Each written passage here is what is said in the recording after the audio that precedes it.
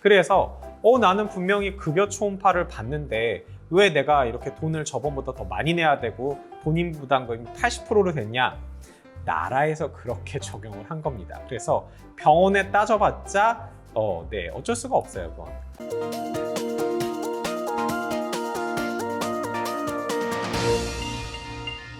안녕하십니까. 유방외과 전문의 이양민입니다.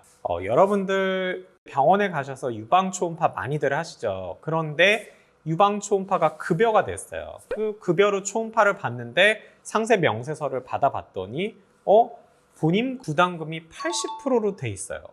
이거 뭐지? 왜 내가 본인 부담금이 80%지? 이렇게 생각하시는 분들 굉장히 많을 거예요. 그리고 네이버나 여러 루트를 통해서 저한테 여쭤보시는 분들이 꽤 종종 있습니다. 나라에서 이거 굉장히 복잡하게 만들어 놨습니다.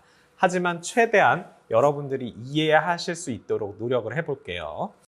기본적으로 유방 초음파는 비급여로 할 수도 있고요. 건강보험 급여 기준에 들어가게 되면은 급여 초음파로 할 수가 있어요. 그런데 그 급여의 기준은 유방에 뭔가 이상이 있을 때, 유방에 종양이 있을 때, 뭐 이런 것들입니다. 단순하게 검진을 했는데 치밀 유방이에요. 그냥 유방이 아파요. 약간 뭐 이상해요. 뭐 그냥 이런 걸로 하는 거는 다 급여 초음파가 안 되고 비급여로 받으셔야 돼요. 그러면 뭔가가 멍울이 만져진다든지 혹이 있다든지 염증이 있다든지 그런 여러 가지 문제가 있을 때 급여 초음파 적용을 받으실 수가 있어요.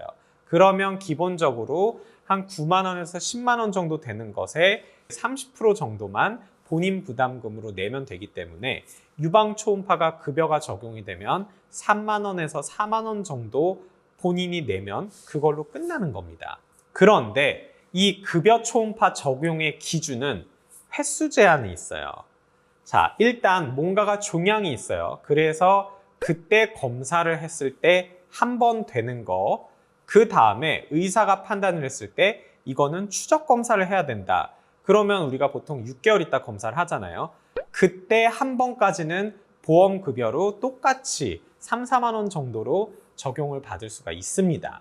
그리고 나서 근데 보통 혹이 있다. 그러면 2년 동안 6개월 간격으로 추적 검사를 하게 되잖아요. 그러면 첫 번째 하고 두 번째 검사를 했어요.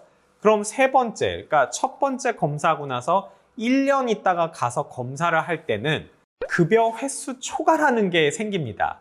그게 뭔 소리냐?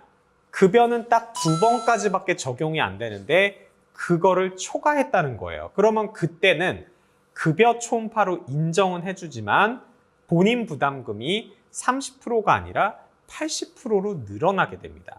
그래서 4만 원 정도의 추가 비용을 더 내셔야 돼요.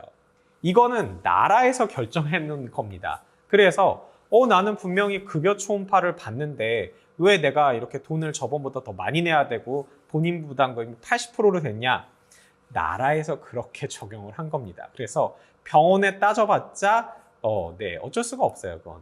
그래서 난 이거 왜 일어나요? 이렇게 궁금해 하시는 분들 요거를 들으면 이제 이해가 가실 겁니다.